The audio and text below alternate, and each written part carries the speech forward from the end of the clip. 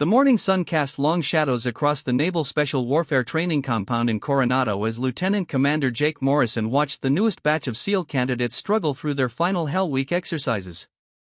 Among them, one figure moved with an almost supernatural grace through the obstacle course. Marcus Falcon Rodriguez had earned his nickname not from his speed, though he was fast, but from his ability to see everything from above, to read situations and people with a precision that made seasoned operators uncomfortable. Rodriguez had grown up in the rough neighborhoods of East Los Angeles, where survival meant learning to read the streets like a book. His mother, Maria, worked 3 jobs to keep him away from the gangs that claimed most of his childhood friends. She called him her little Falcon because even as a boy, he would climb to the highest places he could find, fire escapes, abandoned buildings, construction sites, and watch the world below with those sharp, dark eyes that seemed to catalog every detail. The military had been his escape route, but Rodriguez brought something unique to the teams that went beyond standard training. While other candidates focused on physical prowess or technical skills, Rodriguez studied people.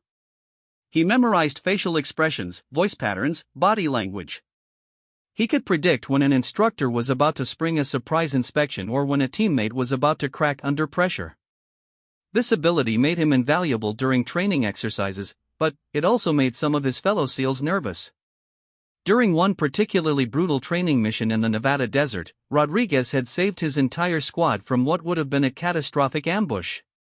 While the others focused on their assigned routes and targets, Rodriguez noticed something others missed: the way the opposing force's enemy actors moved wasn't quite right. Their positioning was too perfect, too coordinated for the scenario they were supposed to be playing. In a split-second decision that violated direct orders, Rodriguez called an audible and redirected his team through an alternate route. Later, when the exercise controllers revealed that they had indeed planted a surprise element that would have resulted in the team's simulated elimination, Rodriguez's instructor, Master Chief Petty Officer Sullivan, pulled him aside. Sullivan was a 20-year veteran who had seen everything the teams had to offer, but there was something about Rodriguez that bothered him in a way he couldn't quite articulate. "That was good work out there, Rodriguez," Sullivan said, his weathered face showing grudging respect. "But I need to ask you something, and I want a straight answer. How did you know?" Rodriguez had learned early that complete honesty wasn't always the best policy. People got uncomfortable when you told them you could read their intentions in the way they held their shoulders or predict their next move from the rhythm of their breathing. "Just felt wrong, Master Chief. The timing was off." Sullivan studied him for a long moment. "Felt wrong," he repeated. "Rodriguez, I've been doing this for 2 decades, and I've seen a lot of operators with good instincts. But what you did today, that wasn't instinct. That was something else entirely." What Sullivan didn't know, what none of them knew, was that Rodriguez had grown up in a world where reading people wrong could get you killed. In his neighborhood, the ability to sense when someone was lying, when they were planning something, when they were about to turn violent, wasn't just useful, it was survival. Rodriguez had developed these skills not in training courses or psychological workshops, but in the unforgiving classroom of the streets. His teammates began calling him Falcon not just because of his real name, but because he seemed to soar above situations, seeing patterns and connections that others missed. During combat training exercises, he would position himself where he could observe not just the enemy, but his own team. He noticed when Petty Officer Chen favored his left side due to an old injury he'd never reported. He saw how Petty Officer Williams' accuracy decreased when he was worried about his sick daughter back home. He cataloged these weaknesses and strengths, filing them away for future reference. The other members of SEAL Team 6 gradually learned to trust Rodriguez's reads on situations. When he said someone was lying, they were lying. When he predicted that a training scenario was about to go sideways, it did. When he suggested alternative approaches to missions, his alternatives usually proved superior to the original plans. But trust and comfort were 2 different things entirely. Petty Officer First Class David Chen had been with the teams for 8 years when Rodriguez arrived, and he prided himself on being able to read people and situations. But Rodriguez operated on a different level entirely. During one joint training exercise with Army Special Forces, Chen watched Rodriguez spend less than 10 minutes observing the Army team before accurately predicting which of their members would break under pressure, who was hiding an injury, and which officer was lying about his experience level. It's like he's got some kind of superpower, Chin confided to Williams after the exercise. But it's also kind of creepy, you know? Like, what does he see when he looks at us? Williams nodded thoughtfully. He'd been wondering the same thing. Rodriguez was unfailingly professional, always had their backs in training, and never used his insights to embarrass or hurt anyone. But there was something unsettling about knowing that someone could read you so completely. It made you wonder what secrets you thought you were hiding that weren't really hidden at all. The unease reached a breaking point during a training exercise designed to test the team's ability to resist interrogation. Each member was subjected to psychological pressure designed to break their cover stories. Most lasted the prescribed time before giving up non-critical information. Rodriguez lasted 3 times longer than anyone else, and, when he finally broke, the information he gave was so convincing that it took the exercise controllers 6 hours to verify that it was completely fabricated. But what really disturbed his teammates wasn't Rodriguez's resistance to interrogation, it was what happened when he was on the other side. When Rodriguez was assigned to play the role of interrogator, he broke through the psychological defenses of seasoned operators in minutes. He didn't use torture or extreme techniques. Instead, he simply talked to them, asked seemingly innocent questions, and somehow extracted information that the subjects didn't even realize they were giving up. After watching Rodriguez reduce a tough-as-nails Marine to tears by somehow knowing exactly which emotional buttons to push, Master Chief Sullivan called an emergency meeting with the team's leadership.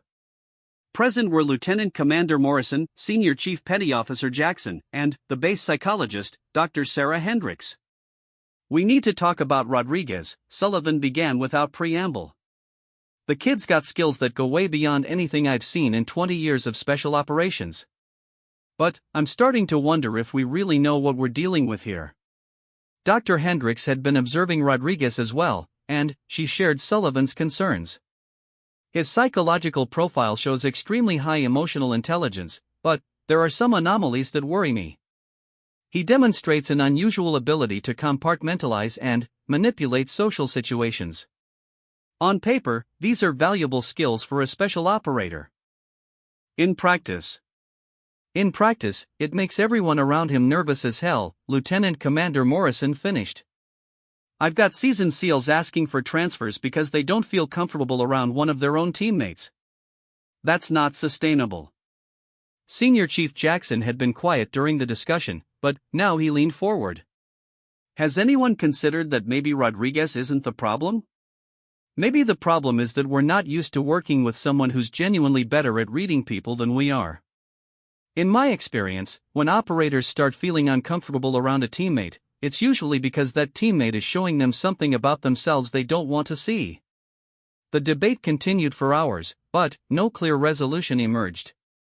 Rodriguez had done nothing wrong. His psychological evaluations were within normal parameters. His performance was exemplary. His loyalty was unquestioned. But the effect he was having on team cohesion was undeniable. Unknown to the leadership discussing his future, Rodriguez was perfectly aware of their concerns. He had seen the signs building for weeks, the way conversations stopped when he entered a room, the subtle changes in body language when he offered insights, the growing distance between himself and his teammates. He understood their discomfort because he had been dealing with similar reactions his entire life. Growing up, Rodriguez had learned to dial down his abilities around others. He would pretend not to notice when people were lying, act surprised by developments he had seen coming from miles away, and keep his insights to himself unless absolutely necessary. But, in the high-stakes world of special operations, hiding his abilities felt like a betrayal of his responsibilities to his team and his country. That evening, Rodriguez sat alone in his barracks room, cleaning his weapons and thinking about his future with the teams. He had worked too hard and sacrificed too much to get here to let interpersonal politics derail his career. But he also understood that being technically right wasn't always enough. Sometimes, being too good at something was just as dangerous as not being good enough. The next morning brought news that would change everything. A high-priority mission had come down from JSOE, Joint Special Operations Command, and SEAL Team 6 was being deployed to Afghanistan to capture a high-value target. The mission would require all of Rodriguez's unique skills, but it would also test whether his teammates could put aside their discomfort and trust him when their lives depended on it. As the team prepared for deployment, Rodriguez made a decision. He would use every ability he possessed to bring his teammates home safely, regardless of how they felt about him personally. Because in his mind, that was what being a SEAL really meant, putting the mission and the team above everything else, including your own comfort and acceptance. The transport plane lifted off from Coronado under cover of darkness, carrying Rodriguez and his team toward a destiny none of them could have imagined.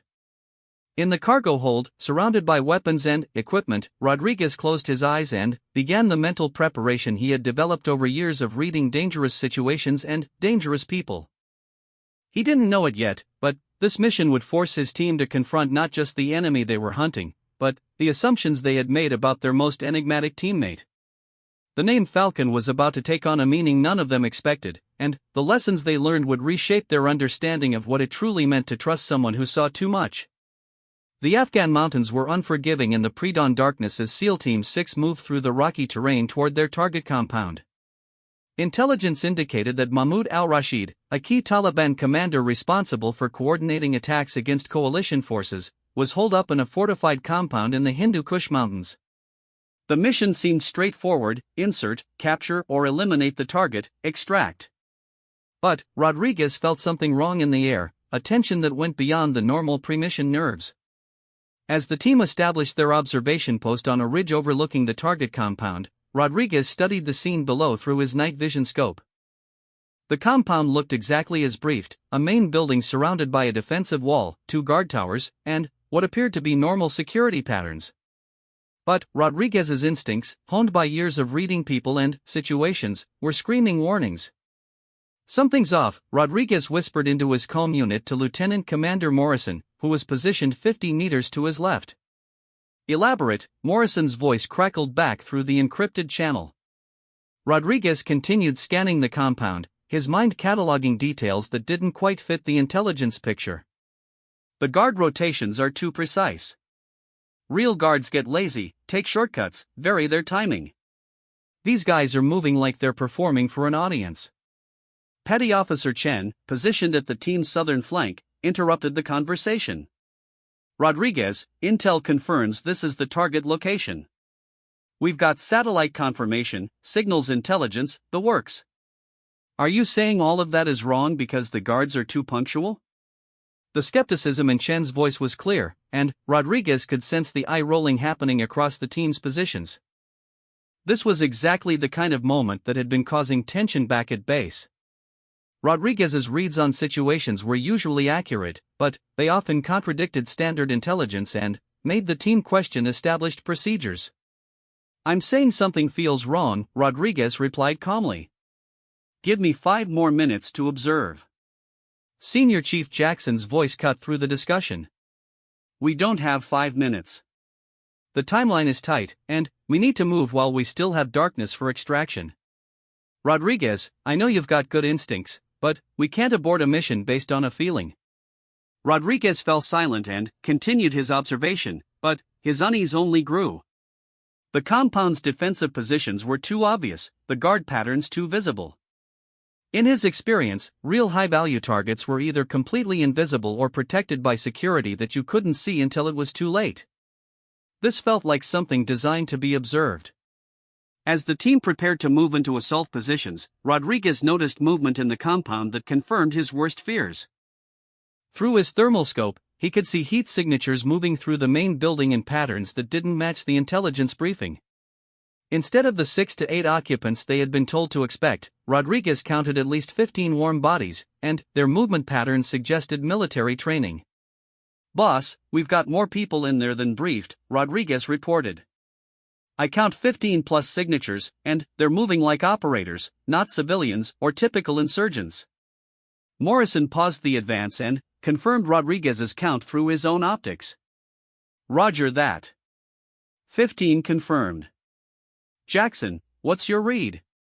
Senior Chief Jackson studied his own scope readings. "I see them too. Could be additional security that intel missed, or family members. Doesn't necessarily change the mission." But Rodriguez was studying more than just the numbers. The heat signatures were positioned in a way that suggested they were aware of the SEAL team's approach. The defenders weren't sleeping or moving randomly through the compound, they were positioned to cover likely avenues of approach and had someone maintaining watch on the exact ridge where the SEAL team had established their observation post. "They know we're here," Rodriguez said quietly. "Look at their positions. They're not defending against a general threat, they're defending against an attack from our specific location." The words hung in the air like a challenge. If Rodriguez was right, it meant their mission had been compromised before it began. It meant someone had fed the Taliban information about their approach route, their timeline, and their tactics. It meant they were walking into a trap. Williams, who had been silent during most of the discussion, finally spoke up. "Rodriguez, are you certain about this? Because if you're right, we need to abort immediately. But if you're wrong and we scrub this mission based on your gut feeling." The implication was clear. Rodriguez's career, and possibly the careers of anyone who supported his assessment, would be over. High-value target missions didn't get aborted because one operator had a bad feeling, regardless of how accurate his instincts had proven in training. Rodriguez took one more long look at the compound, using all the skills he had developed over years of reading people and situations. The defender's body language, visible even through thermal imaging, showed alertness and anticipation rather than the relaxed postures of people going through routine security procedures. The positioning was too perfect, too prepared for threats that shouldn't have been anticipated. "I'm certain," Rodriguez said finally. "This is an ambush." Lieutenant Commander Morrison faced an impossible decision. His orders were clear: capture or eliminate Mahmoud al-Rashid. The intelligence supporting the mission came from multiple sources and had been verified through normal channels. Aborting now would require explanations to higher command that might be difficult to justify. But Rodriguez's track record of reading situations accurately was undeniable. "Jackson, Chen, Williams, I need your honest assessment. Are you willing to proceed with this mission given Rodriguez's concerns?" The silence stretched for nearly 30 seconds before Senior Chief Jackson responded. "Sir, I trust Rodriguez's instincts, but I also trust our intelligence apparatus. If we abort every mission because one operator gets a bad feeling, we might as well not deploy at all." Chen's voice carried frustration. "Rodriguez, I respect your abilities, but you're asking us to scrub a months-long intelligence operation because guards are walking too straight. That's not enough." Williams, typically the diplomat of the group, tried to find middle ground. "What if we modify our approach? Come in from a different angle, change our timeline, probe their defenses before committing?" But Rodriguez could see that even modified approaches would likely fail. The compound's defenders were positioned to counter multiple avenues of approach, and their alertness suggested they had been specifically briefed on American Special Operations tactics. This wasn't just an ambush, it was a carefully planned trap designed to capture or kill an elite American unit. "Sir," Rodriguez said, his voice carrying the weight of absolute conviction, "if we go into that compound tonight, some of us won't come home. I can't prove it with signals intelligence or satellite imagery, but I can read the situation clearly enough to know that we're expected." Morrison closed his eyes and made the hardest decision of his command career. "All units, stand down. We're aborting the mission." The reaction was immediate and explosive. Chen's voice cracked with anger. "Sir, you can't be serious. We're scrubbing a major operation because Rodriguez thinks the bad guys are standing too straight?" "The decision is made," Morrison replied firmly. "We extract now and reassess from base." The withdrawal from the observation post was tense and silent. Rodriguez could feel the anger and resentment radiating from his teammates as they moved through the Afghan darkness toward their extraction point.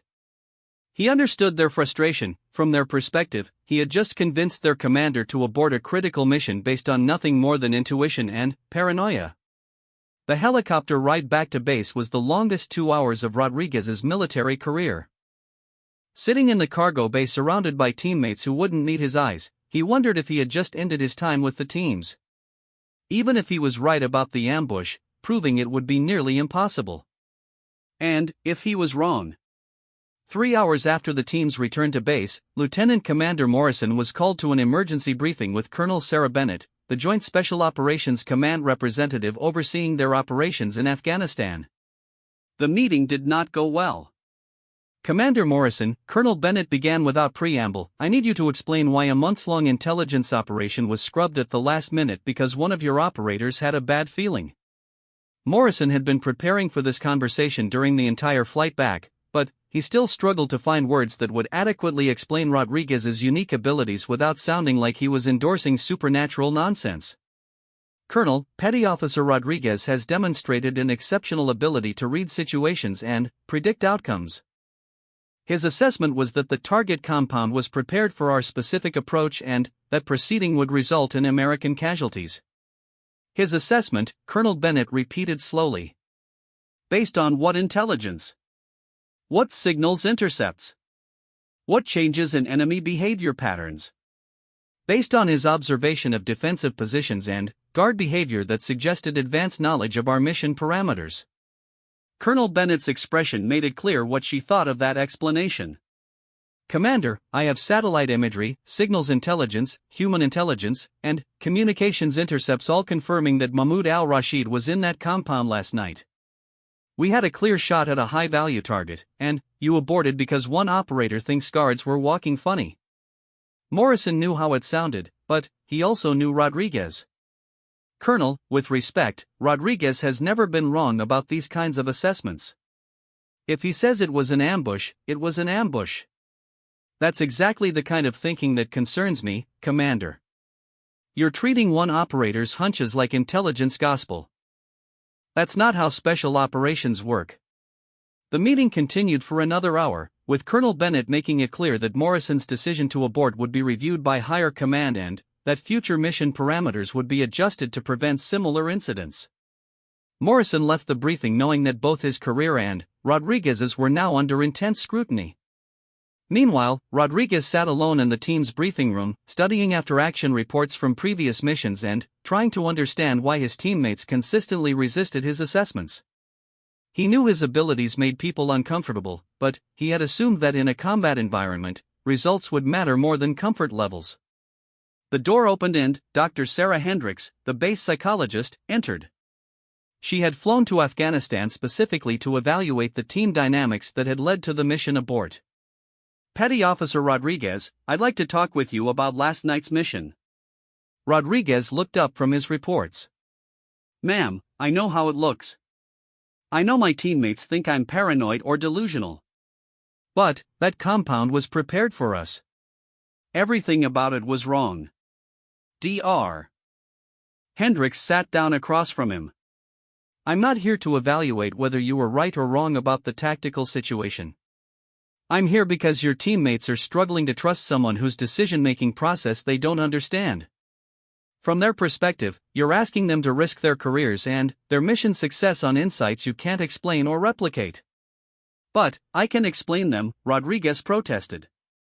"The guard rotations were too precise. The defensive positions were optimized for threats from our approach route. The thermal signatures showed alertness levels inconsistent with routine security operations. All of that is observable and verifiable. And yet your teammates didn't see those same indicators, despite using the same equipment and having similar training. That suggests your observational abilities operate on a level that others can't match or verify. Do you understand how that creates problems for unit cohesion?" Rodriguez sat back in his chair, finally, beginning to understand the real issue. It wasn't that his teammates doubted his loyalty or his competence. It was that his abilities forced them to confront their own limitations in ways that made them feel inadequate and uncertain. "So what am I supposed to do?" Rodriguez asked. "Ignore what I see? Let my teammates walk into situations that I know are dangerous just so they don't feel uncomfortable?" Dr. Hendricks smiled slightly. "No. But you might need to find better ways to communicate your insights so that your teammates can understand and verify them. People trust what they can understand. Right now, your abilities feel like magic to them, and people don't trust magic." Their conversation was interrupted by alarms throughout the base. Emergency lights flashed as the base's communications center received urgent intelligence updates. Within minutes, Lieutenant Commander Morrison was running toward the briefing room where his team was assembled. "Listen up," Morrison announced breathlessly. "We just received confirmation that last night's target compound was indeed a trap. A British SAS unit attempted the same mission 6 hours after we aborted. They were ambushed by a force of 30 Taliban fighters who had been lying in wait. 3 British operators were killed, 2 wounded, and 1 captured." The silence in the room was absolute. Rodriguez felt no satisfaction at being proven right, only sadness for the British operators who had paid the price for intelligence failures and tactical assumptions. Chen was the first to speak. "How do we know they were waiting for us specifically and not just maintaining general security?" Morrison looked at his team grimly. "Because the captured British operator reported that the Taliban fighters had detailed knowledge of American special operations tactics and had been briefed on our likely approach routes and timeline. Someone fed them information about our mission." Williams looked at Rodriguez with something approaching awe. "How did you know? How could you possibly have known that from just watching them through a scope?" Rodriguez met his teammates' gaze steadily. "Because people behave differently when they're waiting for something specific versus just maintaining routine security. The guards weren't bored or casual, they were alert and expectant. Their positioning wasn't random, it was optimized for threats they had been told to expect. Once you learn to read those signs, they're as clear as road markers." For the first time since Rodriguez had joined the team, his teammates looked at him with something other than suspicion or discomfort. They looked at him with recognition, the recognition that his abilities weren't magic or paranoia, but skills that had just saved their lives. Senior Chief Jackson stood up and extended his hand to Rodriguez. "I owe you an apology, and, more than that, I owe you my life." "We all do." But Rodriguez knew that one correct assessment, even one that had prevented casualties, wouldn't automatically resolve the underlying tensions. His teammates might trust his tactical insights now, but they still didn't understand him as a person. And, in the high-stakes world of special operations, personal understanding was just as important as professional competence. The real test of whether SEAL Team 6 could function with Rodriguez as a full partner was still ahead of them. Because while they now knew that the name Falcon meant someone who could see threats others missed, they were about to learn that it also meant someone who could see opportunities others overlooked. 2 weeks after the aborted mission that had saved their lives, SEAL Team 6 received new orders that would put Rodriguez's abilities to their ultimate test. Intelligence had identified the location of Mahmoud al-Rashid, the same high-value target they had missed in the previous operation. This time, however, the situation was far more complex and dangerous. Al-Rashid had taken refuge in a refugee camp on the Afghanistan-Pakistan border, using civilian cover to prevent coalition forces from launching direct military operations against him. The camp housed over 3,000 displaced families, making any conventional military approach impossible without massive civilian casualties. Traditional special operations tactics were useless in this environment. Lieutenant Commander Morrison gathered his team in the secure briefing room at Forward Operating Base Chapman. Colonel Bennett had flown in personally to oversee this operation, and her presence made it clear that failure was not an option. "Gentlemen," Colonel Bennett began, "Mahmoud al-Rashid is currently hiding in the Kareem refugee camp, approximately 40 kilometers from here.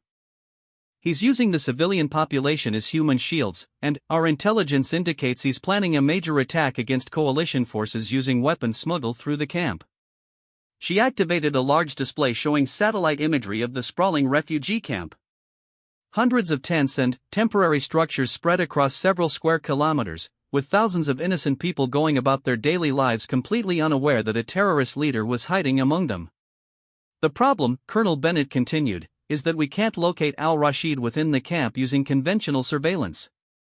He moves frequently, uses body doubles, and has established a network of supporters who provide him with advance warning of any security operations. A direct military assault is politically impossible and would result in massive civilian casualties." Senior Chief Jackson studied the imagery carefully. "Ma'am, what exactly are you asking us to do? We can't exactly kick down doors in a refugee camp." "No, you can't," Colonel Bennett agreed. Which is why this mission requires a completely different approach. We need someone to enter the camp covertly, locate al-Rashid through observation and intelligence gathering, and either capture him quietly or provide precise targeting information for a surgical strike. The implications of what she was suggesting slowly dawned on the team. They were being asked to conduct a covert infiltration mission in a refugee camp filled with innocent civilians, using nothing but their ability to blend in and gather intelligence. It was exactly the kind of mission that would require Rodriguez's unique skills. Morrison looked at his team. This isn't a direct action mission. We're talking about intelligence gathering in a complex social environment where reading people and situations correctly could mean the difference between success and catastrophic failure. Chen, who had been studying the camp layout, shook his head. Sir, how are we supposed to infiltrate a refugee camp? We don't speak the local languages fluently, we don't know the cultural dynamics, and we certainly don't look like Afghan refugees. Rodriguez had been silent during the briefing, but now he leaned forward and studied the satellite imagery more carefully. Actually, he said slowly, this might work better than a traditional military operation. Refugee camps have their own social dynamics and information networks.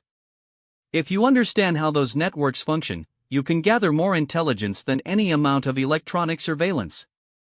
Colonel Bennett turned her attention to Rodriguez. Elaborate. Refugee camps are closed social systems where information travels faster than anywhere else on Earth, Rodriguez explained. Everyone knows everyone else's business, and strangers are noticed immediately. But that also means that someone who behaves suspiciously will be identified by the community within hours. Al-Rashid might be able to hide from our satellites and signals intelligence, but he can't hide his behavior patterns from people who live with him every day. Williams looked skeptical. Rodriguez, you're talking about infiltrating a refugee camp and somehow getting 3,000 strangers to provide intelligence about a terrorist leader. How exactly would that work? Rodriguez stood up and moved to the satellite imagery, pointing to specific sections of the camp. Look at the camp's organization. You can see natural divisions based on family groups, tribal affiliations, and regional origins. Al-Rashid needs supporters to survive in this environment, but he also needs to maintain operational security. That creates tensions and behaviors that will be visible to the camp's residents. He traced patterns in the camp layout with his finger. See how the tents are arranged? Family groups cluster together, but there are gaps here, and here that suggest artificial separations. Those gaps probably represent security buffers around al-Rashid's support network. The people living in those areas will know something is different, even if they don't know exactly what. Morrison found himself impressed despite his skepticism. You're suggesting we can identify al-Rashid's location by reading the social dynamics of the camp? I'm suggesting that al-Rashid's presence is creating ripples in the camp's social fabric that will be visible to someone who knows how to look for them, Rodriguez replied. People behave differently when they're afraid, when they're hiding something, or when they're protecting someone. Those behavioral changes create patterns that can be read and interpreted. Dr. Hendricks, who had remained in Afghanistan to continue studying team dynamics, spoke up from the back of the room. What Rodriguez is describing is essentially applied social psychology on a community scale. It's theoretically possible, but it would require someone with exceptional ability to read group dynamics and individual behavior patterns. Colonel Bennett looked at Morrison. Commander, do you believe this approach is viable? Morrison realized that this mission would finally answer the question that had been haunting his team since Rodriguez arrived. Could Rodriguez's abilities be trusted in a real-world situation where American lives and strategic objectives were at stake? More importantly, could his teammates learn to work with those abilities rather than against them? Ma'am, I believe Rodriguez can read the camp's social dynamics accurately enough to locate al-Rashid. But this mission will require the entire team to trust his assessments and follow his lead in areas where their traditional training doesn't apply. Colonel Bennett studied the team's faces, noting the mix of uncertainty and resignation.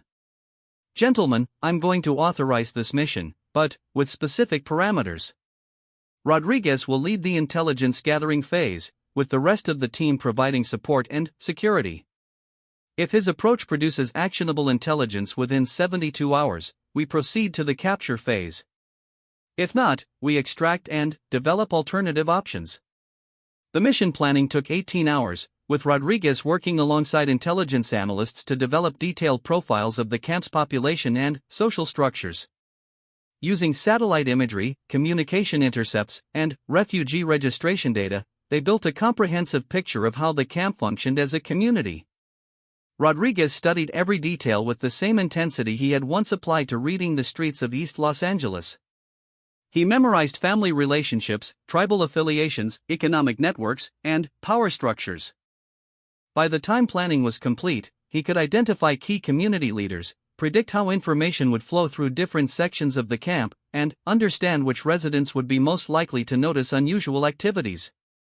The team's insertion into the refugee camp required careful coordination with humanitarian organizations operating in the area. Disguised as aid workers conducting medical surveys, they entered the camp in small groups over a 24-hour period, with Rodriguez going in first to begin his assessment of the social dynamics. Within 2 hours of entering the camp, Rodriguez had identified 3 significant anomalies in the community's behavior patterns. The first was a section of the camp where residents avoided making eye contact with strangers and seemed unusually nervous when approached by aid workers. The second was a group of young men who moved through the camp with military-style awareness and coordination despite being registered as farmers and shopkeepers. The third was an area where families with young children had been gradually relocating away from specific tent clusters, suggesting the presence of something or someone they feared. Rodriguez established his base of operations at a medical aid station where he could observe camp residents seeking treatment while maintaining his cover as a survey worker. He quickly learned that the most valuable intelligence in the camp came not from direct questioning, but from observing how people interacted with each other and how information flowed through the community. On his second day in the camp, Rodriguez noticed an elderly woman who visited the medical station multiple times seeking treatment for minor ailments that didn't require professional medical attention. Her behavior suggested she was using the visits as an excuse to observe the aid workers and assess potential threats to someone or something in the camp. Rodriguez approached her with the casual friendliness of an aid worker, but his trained eye caught subtle signs of stress and deception in her body language. She was protective, worried, and watching him far more carefully than someone seeking medical treatment should. "Your grandson is very fortunate to have someone who cares so much about his health," Rodriguez said in careful Pashto, making an educated guess about her frequent visits. The woman's reaction confirmed his suspicion. Her eyes widened slightly, and she glanced involuntarily toward a specific section of the camp before catching herself. In that moment, Rodriguez knew he was looking at someone who was helping to protect al-Rashid. Rather than pressing his advantage immediately, Rodriguez continued his systematic observation of the camp's social dynamics. He identified the grandmother as part of a network of approximately 15 families who were providing various forms of support to someone they were protecting. Some families provided food, others provided security, and others provided information about strangers entering the camp. By the third day, Rodriguez had mapped the entire support network and identified the specific area where al-Rashid was most likely hiding. But he also realized that capturing the terrorist leader would require more than just knowing his location. Al-Rashid's support network was prepared for exactly the kind of raid that SEALs normally conducted, and they had contingency plans to move him if threatened.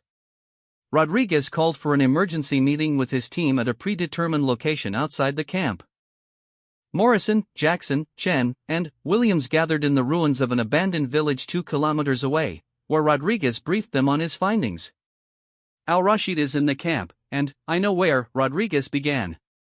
"But he's protected by a sophisticated network that's been planning for our arrival since the moment we entered. They have early warning systems, escape routes, and probably weapons cached throughout their section of the camp." Chen looked frustrated. "So we're back to square one. We know where he is, but we can't get to him without risking civilian casualties." "Actually, we have an advantage they don't expect," Rodriguez replied. "They're prepared for American special operations tactics, but they're not prepared for someone who understands their social dynamics better than they do." Williams raised an eyebrow. "What do you mean?" Rodriguez smiled for the first time since the mission began. I mean, we're going to turn their own community against them. Al-Rashid thinks he's safe because he has the protection of 15 families. But what he doesn't realize is that his presence is putting the entire camp at risk, and the rest of the community is starting to figure that out. Rodriguez explained how al-Rashid's security measures were creating tensions within the camp. Families were being forced to relocate, children were being kept away from certain areas, and young men were being recruited for security duties that took them away from their families. These disruptions were generating resentment among camp residents who didn't understand why their lives were being complicated.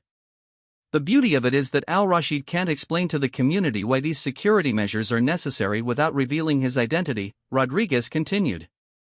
So the families protecting him are being seen as troublemakers who are disrupting camp life for mysterious reasons.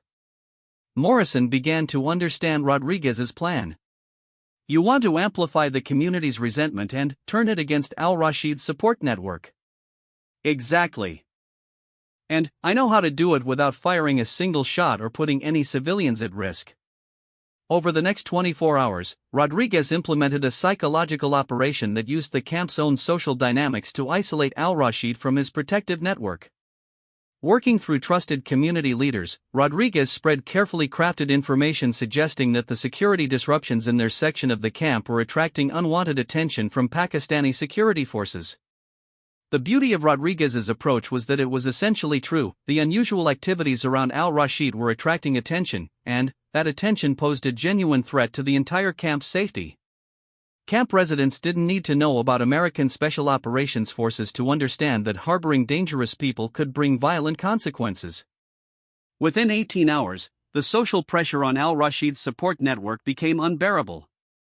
Families who had been protecting him began demanding explanations for the security measures that were disrupting their lives. Community leaders started asking questions about why certain sections of the camp were off-limits to aid workers and camp administrators. Rodriguez observed the developing crisis from his position at the medical station, watching as al-Rashid's carefully constructed protective network began to collapse under the weight of community disapproval. The terrorist leader was being squeezed out of his hiding place not by military force, but by social pressure from the very people he had been using as human shields. On the mission's fifth day, Rodriguez watched through his scope as a small convoy of vehicles left the camp before dawn. Al-Rashid, no longer able to maintain his cover within the refugee community, was attempting to escape to a new hiding place. But Rodriguez had predicted this move and positioned his team along the most likely escape route. The capture operation was textbook perfect. Al-Rashid's convoy was stopped at a checkpoint manned by Pakistani security forces who had been coordinated with the American team. With no civilians in the immediate area and no time to establish defensive positions, al-Rashid surrendered without resistance. As the terrorist leader was loaded into an American helicopter for transport to a detention facility, Rodriguez reflected on what the mission had taught his team about the true meaning of his abilities. They had seen him use his skills not just to read enemy intentions, but to understand and manipulate complex social systems in ways that achieved strategic objectives without violence. Back at base, Colonel Bennett conducted a comprehensive debrief of the operation. Her initial skepticism about Rodriguez's unconventional methods had been completely replaced by professional admiration. "Petty Officer Rodriguez," she said, "your approach to this mission was unlike anything I've seen in 25 years of special operations. You achieved a strategic objective using psychological and social manipulation rather than direct military force. The implications for future operations are significant." But Rodriguez was more interested in how his teammates had responded to working with his methods rather than against them.